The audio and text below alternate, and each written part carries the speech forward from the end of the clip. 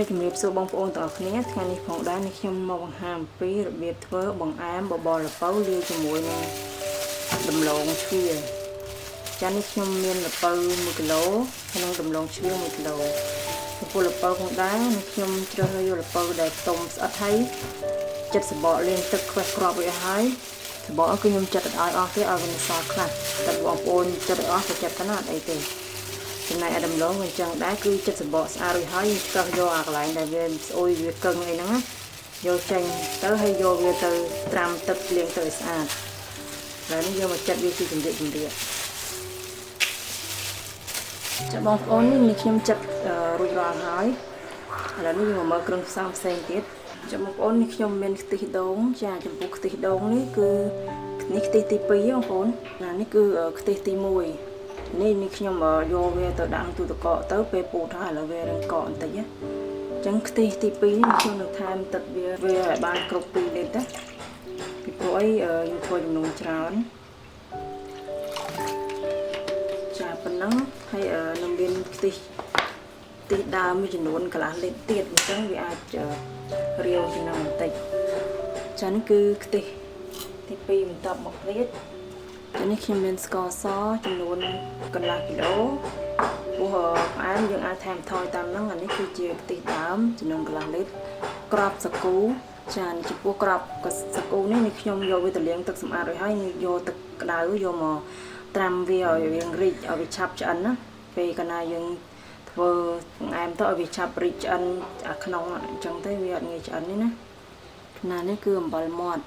ខ្ទិះដើមនេះគ្នាតែយកអាខាប់ខ្ទិះដើមខាប់ដែលយើងយកវាទុកស្រោចពីលើបង្អែមដែលយើងធ្វើរួចនេះគឺវារាងកកបន្តិចតែខ្ញុំយកវាទៅរំលាយឲ្យវារាងរាវណា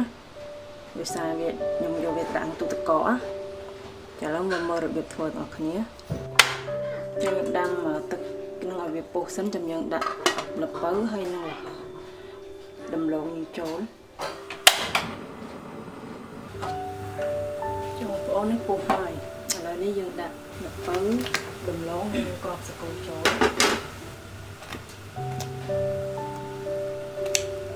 ឆៃនេះក្របសាគូយើងដាក់ចូលជាមួយគ្នាតែម្ដងទៅ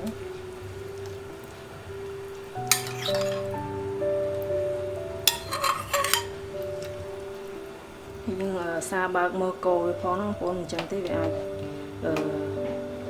ខ្លោចក្របសាគូយើងនៅបាតក្រោមណាតែកុំប្រគ្រប់ចិត្តពេកបងប្អូនអញ្ចឹងទេវាខុលឡើងចាកូរមានប្រហោងប៉ុណ្ណឹងទៅចាបងប្អូនឥឡូវនេះល្ពៅវាចិត្តផុយហើយឥឡូវនេះខ្ញុំដាក់ស្ករចូល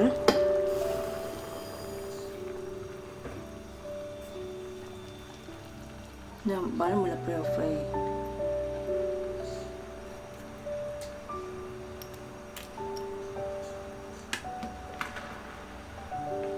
កូរបាតវាបន្តិចទៅ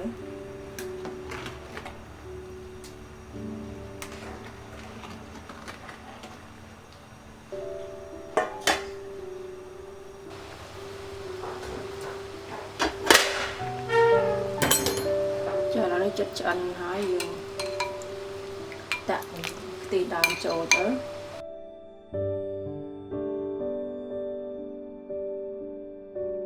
ហើយយើងបាយក្រុកម្ដងហ្នឹងបងប្អូនយើងដាក់ភ្លើងប្រហែលជា3នាទីអីទៀតបានហើយកុំឲ្យវាឡើងប្រេងចុះបាននេះបិទភ្លើងព្រោះត្រជាក់យើងដាក់ចានញ៉ាំបានចុះបងប្អូននេះគឺរួចរាល់ហើយ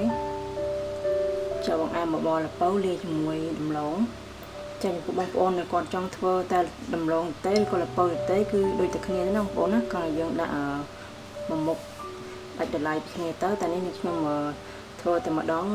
គឺញ៉ាំបានទាំងពីរមុខតែម្ដងចាអញ្ចឹងខ្ញុំសូមអរគុណបងប្អូនផងដែរដែលតាមដានទស្សនារាល់វីដេអូរបស់ខ្ញុំហើយបងប្អូនកុំភ្លេចចុច Subscribe ផងណាដើម្បីទទួលបានវីដេអូថ្មីៗបន្ត